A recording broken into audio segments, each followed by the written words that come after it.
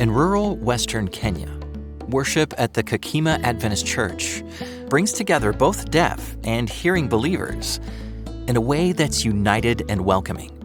At the church, spoken language and Kenyan Sign Language are used side by side. Every member is valued, and worship is defined not by sound, but by connection. Today's message comes from a deaf Adventist pastor whose sermons in sign are voiced for hearing members. The church is closely connected to a school for deaf children, a project that took root years ago when Global Mission helped launch it by sending 4 Global Mission pioneer teachers. One of those pioneers, Lydia, is still faithfully serving there today. And I thank God because I've seen His mighty hand work in this institution. Through this school, families from the community are encountering God in surprising ways. Emily learned that her son, Jabulani, was deaf when he was 3 years old. She searched for a school where her son would be accepted. Too often, she was turned away. She took her young son to Kakima School, simply hoping he would receive an education.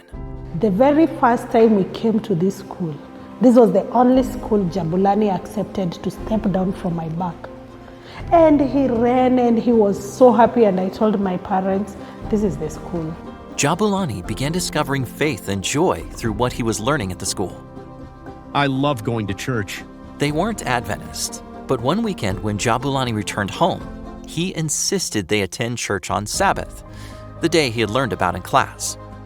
Curious, Emily began going to church on Saturday, wanting to understand what her son was experiencing. As she worshiped, met the members, and studied the Bible for herself, she felt God leading her.